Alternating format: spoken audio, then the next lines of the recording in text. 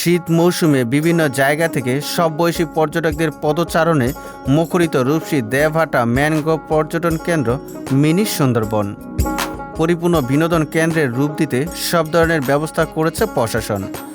যোগাযোগ ব্যবস্থা, সুপেয় পানি, পর্যাপ্ত বসার স্থান, বিশ্রাম কক্ষ, সেমিনার রুম, রান্নার স্থান, ইন্টারনেট ব্যবস্থা সহ বিভিন্ন সুবিধা রয়েছে এখানে। তথ্যমতে একসময়ের উপজেলার শ্রীনগর এলাকায় নদী ভাঙ্গন রক্ষায় গড়ে তোলা হয় বন এখন মানুষের বিনোদনের খোরাক যোগাচ্ছে, পাশাপাশি সরকারের রাজস্ব আদায়ে বিশেষ ভূমিকা রাখছে। সেই সাথে বিনোদন কেন্দ্রকে ঘিরে অনেক মানুষের কর্মসংস্থান সৃষ্টি হয়েছে। জেলার সদর হতে প্রায় ৩০ কিলোমিটার দূরে ইছামতি নদীর তীরে শিবনগর মৌজার প্রায় ১৫০ একর জমি জুড়ে রয়েছে এই বিনোদন কেন্দ্রটি। এটি উপজেলার রূপসী দেবহাটা ম্যানগ্রোভ পর্যটন কেন্দ্র নামে পরিচিত। ইছামতি নদীর তীরে কৃত্রিমভাবে সৃষ্টি এই ম্যানগ্রোভ পর্যটন কেন্দ্রটি এখন উপজেলায় মানুষকে গর্বিত করেছে। এই পর্যটন কেন্দ্রের সার্বিক উন্নয়নের জন্য জেলা প্রশাসনের পক্ষ থেকেও বিভিন্ন সহযোগিতা প্রদান করা হয়েছে।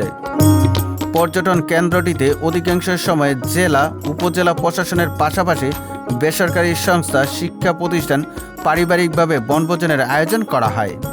এই বনটিতে বহু প্রজাতির ফলজ ও বনজ বৃক্ষ রয়েছে। সুন্দরবনের আদলে বিভিন্ন প্রজাতির বনজ বৃক্ষের চারা এনে রোপণ করে ব্যাপক বনের সৃষ্টি করা হয়েছে, যার ফলে সহজে সুন্দরবনের সৌন্দর্য উপভোগ করা যায়। এখানে সুন্দরবনের কেওড়া, বাইন, গোলপাতা, কাঁকড়া, নিম, সুন্দরী, হরকচা সহ বিভিন্ন প্রজাতির ফলজ ও বনজ উদ্ভিদ রয়েছে। বনের পাশে ১০ একর জমির বুকে রয়েছে অনামিকা লেক। এই লেকে রয়েছে শান বাঁধানো পাকা ঘাট। বিনোদন পিয়াসীদের জন্য রয়েছে বসার স্থান, ঘোড়ার পিঠে ওঠা ও ইঞ্জিন চালিত বোটে চড়ার সুযোগ। শিশুদের আনন্দ দেওয়ার জন্য জীবন্ত ও কৃত্রিম বিভিন্ন প্রজাতির পশু পাখি রাখা হয়েছে। উপজেলা পরিষদ সূত্রে জানা যায়, উপজেলার ঐতিহ্যকে ধরে রাখতে এবং একটি আকর্ষণীয় বিনোদন কেন্দ্র হিসেবে গড়ে তুলতে নেওয়া হয়েছে নানা উদ্যোগ। ম্যানগ্রোভ বন যাওয়ার জন্য দুটি রাস্তার মধ্যে একটি পিচঢালা রাস্তা, অপরটি ডাবল হিয়ারিং বন রাস্তা রয়েছে। এছাড়া সমগ্র বনটির উপভোগের জন্য বনের ভেতর দিয়ে ট্রেন ব্যবস্থা, বনের লেকে বোটের ব্যবস্থা সহ নানামুখী প্রস্তাবনা ও বাস্তবায়ন কাজ সম্পূর্ণ হয়েছে। ঘুরতে এসে রাত্রি যাপন সহ বিভিন্ন সুবিধা রাখা হয়েছে। শীতের প্রথম থেকে শুরু হয় পিকনিক উৎসব। অনেকে এসে রান্না বান্না করে ধুমধাম চড়ই বাতি করেন। অনেকে কয়েক মাস ধরে চলতে থাকে উৎসবের আমেজ।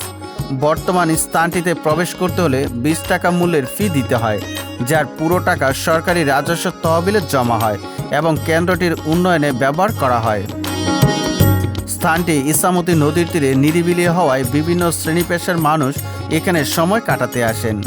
তাছাড়া সুন্দরবনের সৌন্দর্য এবং বাংলাদেশের পাড় থেকে ভারত সীমান্ত উপভোগ করা যায়। বিনোদন কেন্দ্রটির ম্যানেজার সোহেল রানা জানান, সার্বিক নিরাপত্তা ও সুন্দর পরিবেশ যাতে বজায় থাকে সেজন্য সর্বদা তৎপর আছি।